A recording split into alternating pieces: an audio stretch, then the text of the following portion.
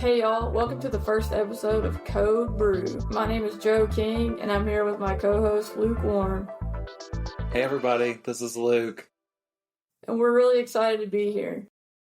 We have been talking about doing a podcast for quite some time, really been going over different ideas and what we want this podcast to look like, and we settled on Code Brew as a name.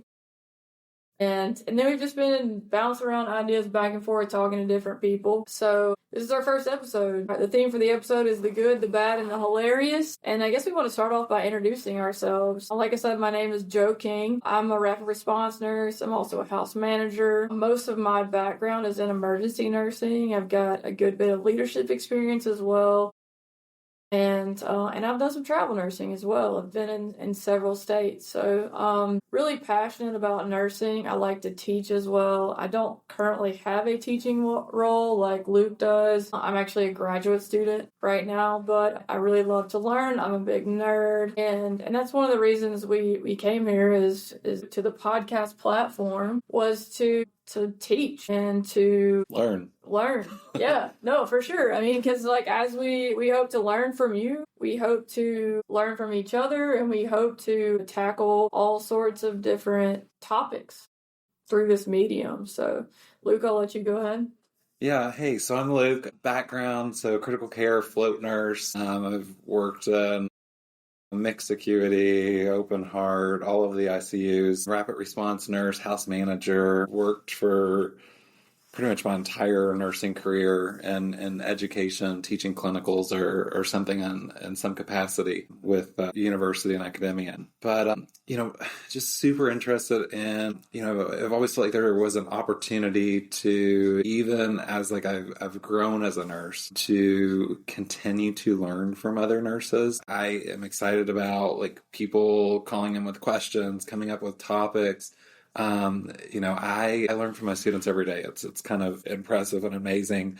They'll write something like on a care plan about like a medicine, and I'm like, what? Like I give that medicine every single day. Like they found some obscure use, black box label. Well, or like a contraindication, or something that like I've just like completely forgot, like patho that I like just didn't remember, and it's like, oh gosh, like even the basics sometimes. And I want to like in my practice I always want to encourage questions. If I'm precepting, if I have students, I'm constantly like, oh, let's go ask somebody, and that's even if I know the answer. I want people to feel comfortable asking questions, and I think that this is probably a good platform to encourage that, get some questions, be challenged myself. As a nurse, I think that we need to continually be learning as nurses and asking why. But in nursing, there's so many crazy, funny things that happen, or heartbreaking things, or just insanity. There's just like a multitude of emotions that we go through on a daily basis that people outside of nursing really can't understand. I go home to my spouse, and and I'll list like 750 insane things that happened through the day. And I'm just kind of sitting on the couch with my eyes open watching reality TV, but it's I'm not watching it. I'm just trying to decompress or process what happened today. My spouse will just go, well, my lunch was cold. And it's like, oh my gosh, like this person is so loving, but just doesn't understand. So to be able to have that camaraderie with other nurses and really feel heard and like someone understands you, and knows what you're going through is so important. I think that's why we all hang out in big groups. Oh, yeah. Like last night. And when our spouses come with us, our partners, significant others, whatever it is, and we're talking about all of this. They're like, please stop. Super maybe gross stuff or whatever. Or even just like the constant, like, guess what this person did, this doctor did, or whatever. We fall so easily into that dialogue, that hospital, Even when we say we're not. Yes. Even when we say we're not going to do it.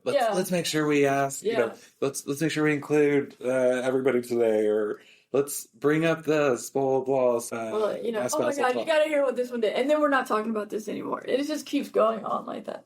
And that's what it's like being a nurse, is like you constantly are seeing the craziest things. And, for me, I've tried dating people who weren't nurses or weren't medical, and I have so much trouble trying to relate. And they're amazing people, and but because of the challenge that I face in my job, and I try to like empty that out, on the way home from work. And sometimes I just need to rage, and they don't understand it. The problems that they face in their job, while they're important, just don't seem close to what I deal with. So anyway, all that to say, we wanted to build a safe space, a community of nurses where it feels safe to learn, it feels safe to spill the tea, and it feels safe to ask questions, really ask questions. And we want you to engage with us. Send us your stories, send us your questions, send us new things that pop up, new therapies that you want to discuss or something like that. Anything that you think of that could be interesting, we are interested in. At the end, I'll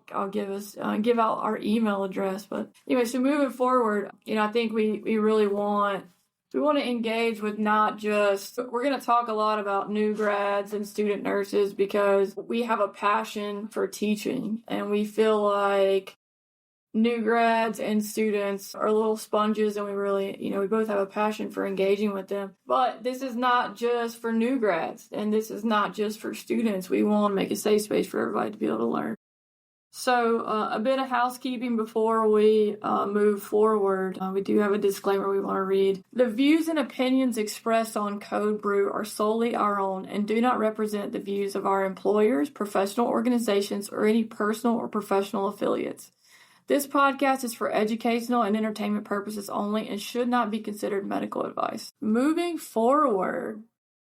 So what, the good? The good. This is the theme, the good, the bad, and the hilarious. Well, nurses do all kinds of good. They do all kinds of good. But we don't want to focus on specific. We want to talk about heartwarming. We want to talk about why we started doing this. I think Luke and I, we were kind of going back and forth preparing for this episode.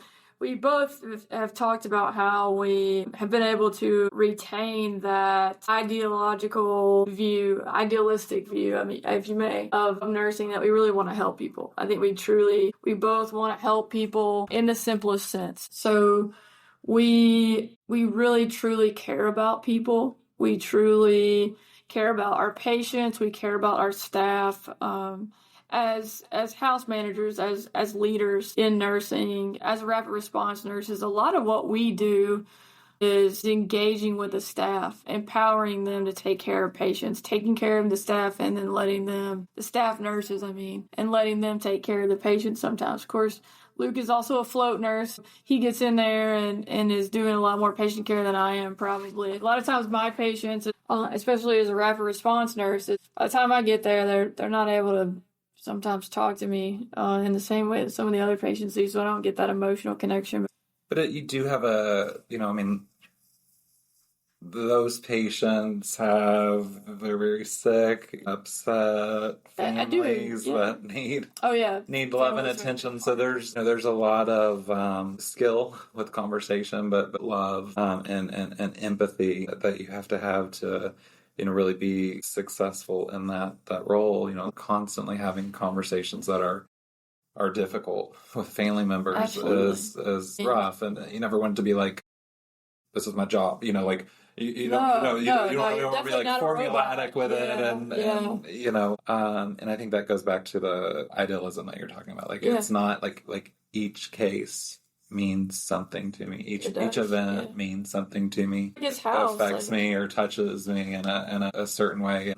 That goes back to, it's probably also hard for people to relate to this and this processing that we need to do when we go home, because there are a lot of events that are very intense. No one is generally in the hospital for a good reason. I mean, I don't know. I mean, I guess like it's pretty much everybody's work. Babies or something. Oh yes, like that. We don't do that though. We're not baby nurses. We don't deliver babies. You know, it's everyone's worst day, and they're getting news. You know, often fragmented from multiple different providers, and you know, support systems are a lot. Some are good, but I mean, some people have. I do see a lot of people have really bad support system, like non-existent support. No support. Yeah, no, and that crushes me. I think. Or you're their support. Yeah, no, 100%. And how busy are you? It's like, okay, well, I really want to stay with you, Bob. I mean, and I know that you just got like a crazy diagnosis, and I want to hear, but I have 750 things to do. So that really prioritization of like, I'm gonna come back to you, like. I want to hear you, and I try to be as present as possible. Like when I'm with a patient, that is, I want that to be my only concern. I want to be present. I want to be engaged. I want to have active listening. Repeat back whatever. Like I heard you. Like I'm validating. And I have an understanding of what you're saying, and I get that it's hard, and think about what I can do for that person. But there are always so many competing priorities in healthcare. So sometimes that love has to exit the room, and you're still thinking about it while you're taking care of another patient. And it's like, okay, I'm going to make sure that when I see the provider, that provider is going to have a long conversation with them about XYZ, because it seems like the patient was concerned about that. And I'm going to get that patient a notebook so they can write down all these questions that we're talking about, because I don't want them to forget when they're, this group of residents, doctors, whatever, rounds in the morning, and, ask them 4 or 5 questions, and then they forget to ask, the patient forgets to ask what's really concerning them at 2:00 in the morning when they're talking to me. So the advocacy is really important. It is important. I think for me, I guess I was a bit naive. I don't know how you feel about it. I feel like I was pretty naive before I joined the healthcare workforce, in that I have a very supportive family. I have a very active, we're very actively engaged in each other's lives, and we my parents or me or my son, or even my ex-wife, if one of us was in the hospital, we would be there. We would be a part of that support system, helping to, answer questions. So we'd be there. And I feel like I was not aware prior to healthcare. Of course, this was years ago, and I was, 22 at the time. I did not, the fact that people are so alone in this world sometimes is astounding to me. And that breaks my heart, because And I think that's one of the things I like to do whenever I talk to people and families. I tell them how grateful I am that they are a part of the patient support system, because I feel like it's so important.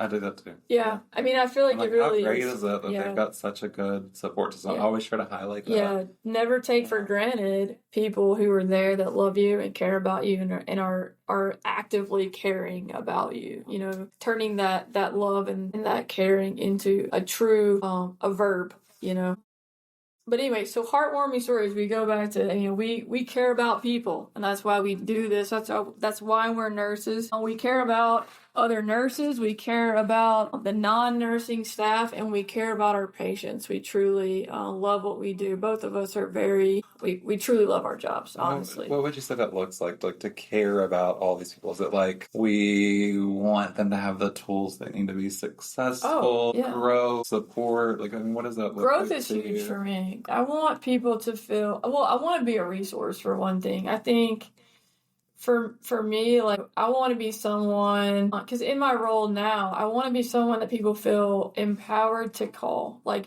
you're not bothering me. You're not, I'm here for you. So if you have a question, if you've got a problem, I want you to feel like you can call me, and I'm going to try to solve that problem for you. So that's a really important part, actually, to speak on, your current role as like a a nurse that responds to critical situations. So, within this role, you have the opportunity to do something called like a nursing consult, basically. A nurse on the floor might want to know how a process or a procedure works, or just get a second set of eyes on a patient. And while these nurses like respond to codes and rapids, and they're getting messages based on like documentation, like they're getting a score based on documentation regarding like clinical deterioration of a patient, that's going to also trigger a consult. These nurses, so it's really important how you said, like, I want to be there for them, and I want them to feel comfortable calling me, because, if you were, my gosh, I can't believe she thought that was a real pleth. Yeah. It was obviously not a good O2 pleth. It said 180 heart rate and 60 SpO2. That pulse pressure was so narrow. There's no way that was real. Well, they're not gonna call you, right? Like if you bite people's head off when they call you, they're not gonna call again. It's I had this like problem with doctors at the beginning. Like working night shift, and the doctor would be like, "What do you want? Don't call me back." So you would get into scenarios like that, and I would have to say, it took me a long time to gain the confidence to say, but I would have to say, like, I'm the person that's always going to call back. I'm always going to escalate, but there are people that are going to be afraid to call you based on how you're acting in this conversation right now, compromising patient care. The second that I have a concern and I don't feel like I can escalate, or those resources aren't there, or the critical care nurses are going to judge me if I call a rapid, we're delaying care, we're hurting patients, we're saying we don't have a good culture as a hospital, if that were the case. You got to remember, though, being nice is the bare minimum. Like, if you can't be nice, like, if you can't show, our charge, through, in nursing as a profession is to care. Like, we have the care model, as a nursing theory. We are truly caring for people. And if you can't even be nice, like, you have to ask, like, what are you in healthcare for? It's literally in the word, Yeah, but I hear it. You're right. Like, we do need to be nice, but also think about the environment. So it's a stressful environment. Well, that transitions us into the next phase, like into the bad parts. Like, why is this? Did you give your heartwarming story? No, we skipped it. It's okay. Move on. It's okay. So the heartwarming story was just love in general. Yeah, it was. Like, I cared about someone. No, I guess I could talk about it. So I here recently as a house manager, I don't get probably as much one-on-one FaceTime with staff. Well, I definitely don't get one-on-one FaceTime with patients as much as a core staff RN. I try to make her come see all my patients. Yeah, he does. He's very needy. No, but, so I was in a unique situation. It was actually this past Friday, so just a few days ago, where a woman came into the hospital, came in a different door that we don't usually have patients come in. Like, she did not come in through the ED. Came in with her nephew, who was definitely maybe developmentally disabled, intellectually delayed in some way or something like that. That's just my first impression of him. Definitely not a diagnosis or any means, but this woman, she was definitely probably in her, probably late 50s, early 60s, and she was truly just crying, sobbing, crocodile tears, asking for help. Initially was asking for rehab, and then used the term therapy. And after I actually literally sat on the floor of the hospital, which is gross, but that's another podcast story. But anyways, I sat on the floor with her in this lobby area while she cried, and really talked her into letting us help her. She was terrified to ask for mental health resources, terrified about what was going to happen to her nephew if she asked for care. Had a negative experience at another unaffiliated facility where at some point a nurse had said she was crazy, which is obviously super negative, and we'd never want to use that term. And she was grieving, truly grieving the loss of her mother, and then also had taken on the care of her nephew in the aftermath of losing her mother.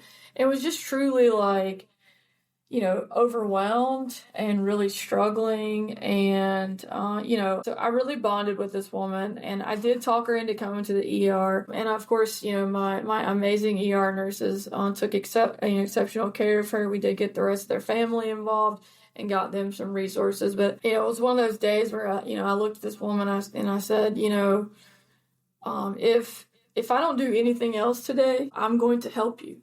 I'm going to stop everything I'm doing. I'm going to, change my priorities, because as a house manager, you have quite a few things on your plate. And I'm like, you know what, if none of those other things get done, I am going to help you, ma'am. And I carried that with me. And, I'm proud to say that we were able to get her some good resources. And I keep thinking about her. It's something I'm going to carry with me, a positive experience. So, but anyways, moving on. So we wanted to, like I said, we wanted to focus on different aspects of healthcare. So the next phase of our, next part of our theme would be the bad. And my question for you, Luke, is why is this job so difficult? Gosh, I mean, so, being involved with, nursing education, we can say that there is a pretty significant gap in what nursing schools prepare you to do, and the actual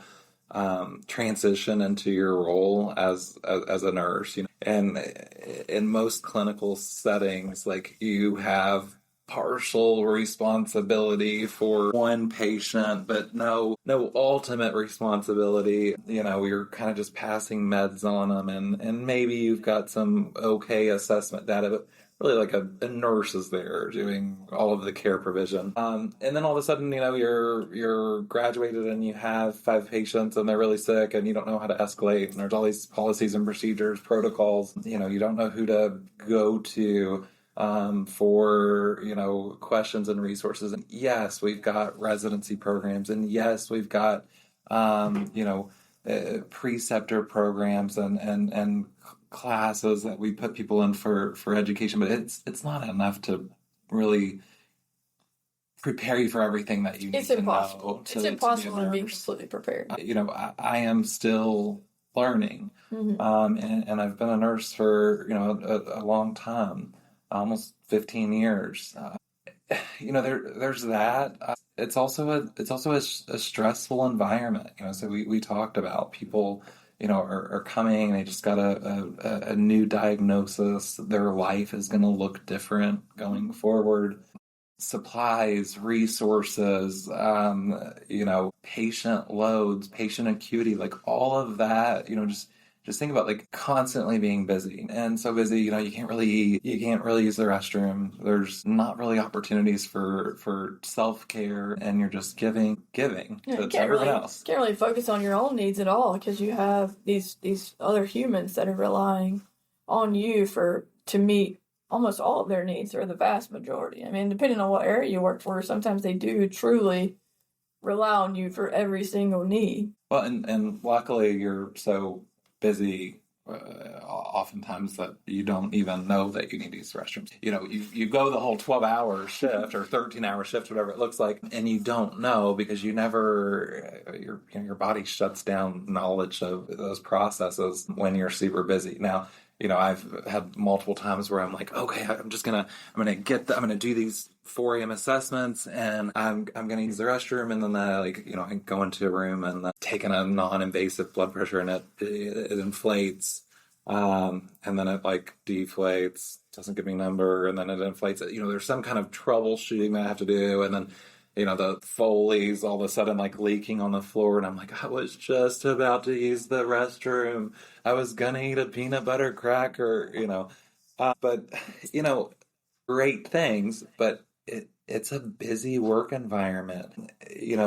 Average life of a bedside nurse is not crazy long. A lot of nurses go back to career-wise, lifespan. Exactly. About lifespan. We're not going to die. Well, we might die early. I don't know. God, I'd never want to look at that. Well, there's a lot of research on night shift. Oh, yeah. But, people go back to school, they want to be a CRNA, they want to be an APRN, they go to one of our clinics, education, there are so many things that nurses can do. So when you're constantly working with a lot of people that just got out of orientation, that's also stressful. Great to be a resource for them, love it when they ask me questions. It shows me that they know their limits. Like if I have two new grads or two people that just got out of orientation and one never asks questions and one always asks questions, I mean, who's the person that you're scared of when the nurse that I'm concerned about? How could you be in orientation and never ask questions? Like they just got out of orientation. Oh. So if I have two nurses, so like when I was working in I'm still asking questions. I was working in open heart recovery. So let's just use like an example. Like I had, charge nurse. I had two people that just got out of orientation. One asked me questions every 15 minutes. And I could see some nurses being like, this is annoying, right? It's not to annoying. Me, that person I know is practicing with inside their scope. That they're going to bring every concern that they have to me, and I love it. Yeah. Now, if I haven't seen Billy Bob all night long, and he thinks he knows everything about nursing after just graduating nursing school, he's a double working in like he has a license to kill. He has a license for something. Yes. If you get too confident, you will definitely kill people. Speaking of killing people, that's what my story is about for this. For the bad. Gosh, I was like, the hilarious? No. We're not there yet. Oh, okay. Go for it. I mean, I don't like to use the term killing people, but I don't like it. And it's not really exactly how it went. But I do have a story from when I was a brand new grad nurse. And this is a true story. The story's more about being thorough and ensuring proper communication. 100%, yeah. So to be clear. Yeah, no. So anyway, I was a brand new grad. I'll just tell the story and I'll let them decide on their own what it's about, right? So I was brand new. I literally had my nursing license for maybe 2 weeks. Okay, so like the ink probably wasn't even quite dry. And, I was in orientation, I had an excellent preceptor. In fact, I had a whole army of excellent preceptors. I was raised as a nurse by some of the most excellent nurses in the ER that you could ever find everywhere. I mean that most sincerely, but we had a new patient that had flown in, and she was very, very critically ill. And during the process, if you're not familiar with the ER, during the process of, the flight crew comes in, they bring the patient in, and there's several things you're trying to accomplish. So one of the things you're trying to accomplish is getting the patient off of their monitor and onto your monitor, and like changing equipment from the flight crew equipment to the equipment for the ER, right? So I was basically performing the same process that I always did, So during that process, I moved the patient from the flight crew's defibrillator to the ER's defibrillator. And by defibrillator, I mean life pack. And I hope most of our nurses are familiar with what I'm talking about. But if you're not, we'll discuss it at a later time. Send me an email. But anyway, this patient was basically being externally paced, transcutaneous paced. So that they had not gotten to that point in the report. And so I had no idea. And I essentially unplugged this patient's heartbeat, I guess you would say. I mean, basically, the thing that was keeping her heart beating, I unplugged it and had no idea. So in the aftermath of that, we did code the patient. I mean, the patient had coded previously. And then the outcome was negative. The patient did eventually expire. Now, it was brought to my attention multiple times in the aftermath of this that the outcome would probably have been the same because the patient was very, very critically ill. And I can see that objectively, even now, many years later. I can look back. And I do, remember a lot of details about this patient that I don't sometimes remember about my most recent patients because of how traumatic it was for me. But it was truly a mistake. And it took a long time for me to recover from that, and maybe I even have not. And I tell you, what have you done? What I have done is, basically I've learned everything there is to know about transcutaneous pacing, and then I learned about transvenous pacing because I said I was never going to be in this situation again. And now, I mean, I participated in an education project of introducing a new transvenous pacer box on my unit. So I'm proud of the growth that I experienced in the aftermath, but what a learning curve, But I think you've also opened up about something that is honest and raw. Yeah. No. Which is, I feel like we need to get rid of this stigma. We have so many nurses that don't want to act like they don't know stuff. Right. They don't want to say, it's a new grad in an ICU, and they don't want to be judged for not knowing something or asking a question. I always tell education that I feel like competency should actually, your best competency could be designed from walking around the units and seeing people's search history, seeing what they're Googling. Oh, you will be in an ICU. Or ChatGPT now. Well, yeah, but you'll be in an ICU and see, what is an ABG? What is bicarbonate or CO2? And that's great. We're looking it up. Mm-hmm. But surely there's someone there that they could have that conversation with also, right? So I just don't hear those conversations a lot. I think a lot of times we're going and looking up that stuff in private, which isn't, encouraging an environment of questioning, when we stop questioning, we stop learning. Well, I'll say it probably a million times on this podcast. I say it in life. Questions 100% save lives. In healthcare, asking questions. Clarifying questions, yes. 100%. And asking them again to make sure you're restating them. No, it will save lives. Why am I giving this med? Or are you sure you want to give 10 milligrams of morphine? That would save somebody's life. You know what I mean? You got to think about that, And so many people are afraid to ask questions. And I challenge, I have to challenge our... That's a culture. Yeah. So if you're in an environment that does not encourage questions, run away, for sure. Or figure out how to change it. Yeah.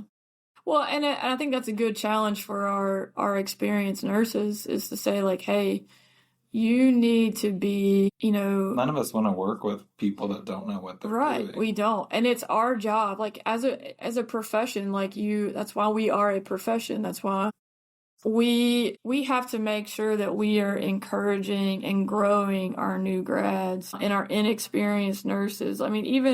Even 2 or 3 year out nurses, make sure you're giving them what they need to keep learning and growing and encouraging questions, be that support. And if you look around your unit and you realize you're the most experienced nurse on your unit, make sure you are projecting a safe space for questions. Because you're the buck stops with you sometimes. Yeah, for sure. So how do we move past these things as far as the job being so hard? We see death day in and day out a lot of times. How do we be resilient? I think for me, relying on each other and the teamwork is a huge piece of being resilient. Luke and I went out with a bunch of our nursing friends last night, and spending that time together is a big part of coping, I think. I think going out, talking about it. Yeah, really talking about it. Seeing it, learning from what's going on, mistakes, whatever it is. Walking through processes, seeking second opinions, whatever. I think there's a lot of ways that we can process this information to make us resilient in our healthy coping mechanisms. You run, right? I do. I run. That probably helps. I run from my problems. Just kidding. I play with my dogs. We travel. Brainless TV. I spend time with my son. Nothing like a 3.5-year-old showing you perspective on life. Joy. Yeah, a lot of joy for sure. He's amazing. Yeah, and he's hilarious. So that definitely. But finding those things, finding your people, establishing healthy habits. Yes, for sure. Trying to. It's really easy. Trying to eat well. Yeah, it's really easy to get established in unhealthy habits. So, like, you have to. Gosh, I think especially you have to working be on night shift. Yeah, you have to be very intentional with establishing good habits. I mean, I'll be completely honest. Like in my first few years of healthcare, I gained a lot of weight. I was definitely not eating healthy, and then here recently, I've gone through a pretty significant weight loss journey. And someone has lost 100 pounds in the last year. I'm half the size of my previous self. No, I'm just kidding. But no, I mean, it's been like a full journey. Like, because I did have really bad eating habits and probably some other unhealthy coping mechanisms.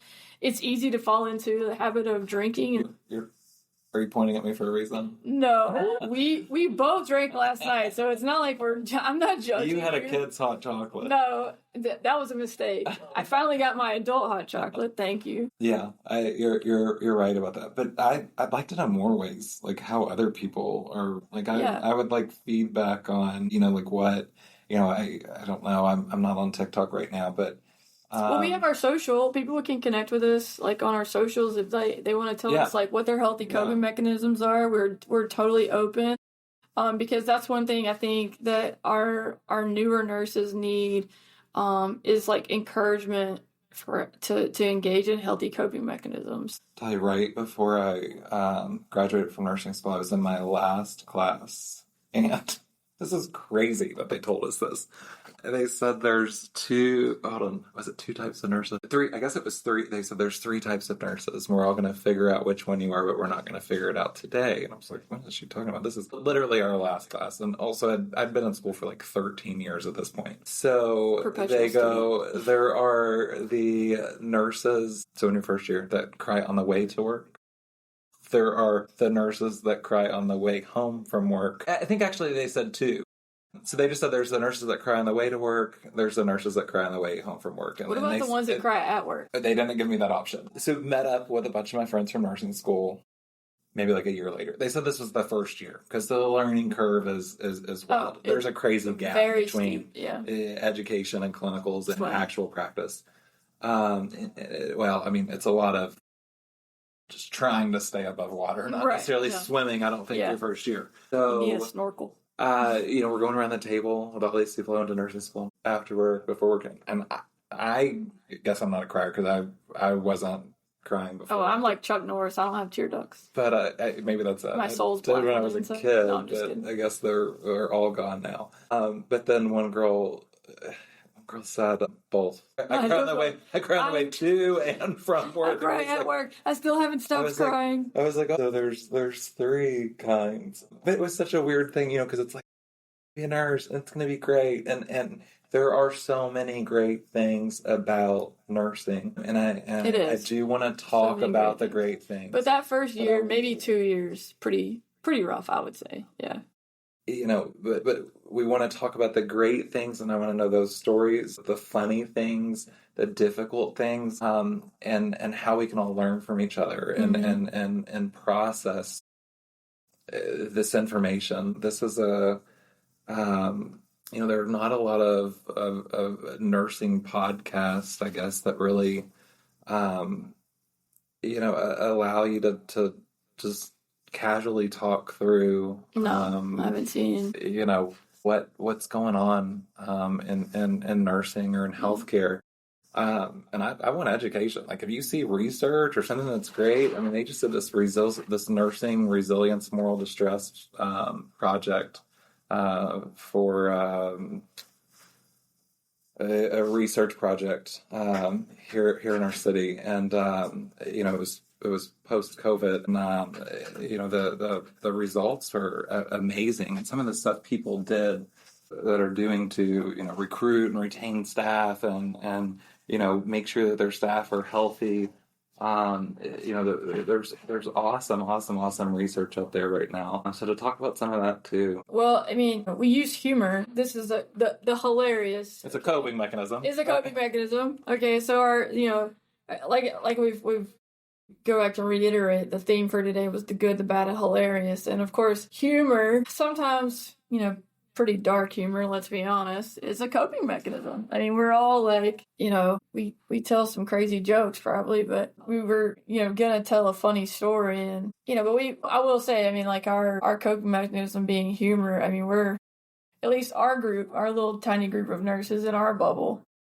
We can be pretty funny. We're pretty wild. Yeah, I mean, we have a good time. We make fun of each other. And I think that's one of the things that makes, our circle of nurses so good is like we really laugh at ourselves. But I do have a funny story, and it's really short. I actually thought about this just a second ago. We were talking about going around the ICU and seeing what people have Googled. But I walked up behind a neurology resident one time. And mind you, some of you who may not know, but neurology residents they hold a lot of power in our stroke care because sometimes they're the ones who decide if a patient's going to get TPA or T in case, or, they decide if we're getting a CTA or a perfusion study. So like a good bit of contrast and radiation. So they got a lot of power in their hands during a code stroke. And I walked up behind this neurology resident and she had Googled, what is the Glasgow coma scale? Stop. That was, I've never forgotten that. That was probably 10 years ago, y'all. I've never forgotten that. I can still see her face now. And I thought, oh my God, if I ever wake up and she's standing over me, I'm just gonna give up on life. That's crazy. I mean, the GCS really, like she didn't know the GCS. So, please, tell us your funny stories. We want to know all the hilarious things. We like to laugh, and we might make fun of you on the podcast. I know we talk about creating a safe space, but, if you said something funny, we're laughing with. We're laughing with you. No, we really do want to create a safe space, but we love funny stories. So send us everything. So one of the things that we really wanted to do, one of the highlights for us is like we want to have a tip for nurses on every episode. So whether that be a tip for a new grad, tip for students, or just tip for nurses in general. So I think we've talked about a few things. Develop healthy coping mechanisms. I think that was one of our big things that we hyped on already. Obviously, ask questions, find a good mentor, find a workplace that feels safe for asking questions. My other thing, I think my one tip, especially for new grads, is try to remember why you went into the profession to begin with. What is your why? Hold on to your why. Like Luke and I said, we both have been able to hold on to that idealistic, we really truly want to help people. And I know that's not something that everyone can do. I mean, this profession is very, very challenging.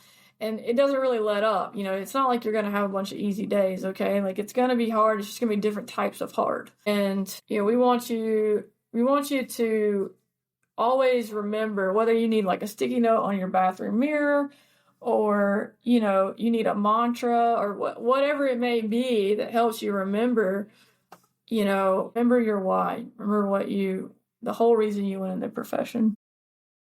You have anything? No, I loved that. You love it? I think that was great. Oh, okay. So just to wrap things up, we're getting closer to the end. But we've obviously focused on the good, the bad, the hilarious. I think we've talked about our next episode theme, and we're talking about things that they didn't teach you in nursing school, because let's be honest, it's impossible for nursing school to teach you everything. They do a great job, and you need to be prepared and just safe enough to not kill people. But we want to talk about some of the things that maybe you didn't encounter in nursing school. We appreciate you tuning in for this first episode of Code Brew, and we invite you to engage with us. Our email address is codebrew. I'm sorry. I was like, is it? CODEBREW podcast@gmail.com. CodeBrewPodcast@gmail.com. We have an Instagram, Code Brew Podcast. We have a Facebook, also Code Brew Podcast. We're going to be posting this on several different platforms. Please engage with us on social and send, ideas to our email address. We're just excited to be here, and we're happy to have listeners. So reach out with any and all ideas and stories and whatnot. Look forward to hearing from you. I know, right? I'm excited too. So, friends, stay caffeinated, stay curious, and we'll see you next time on Code Brew. Bye-bye.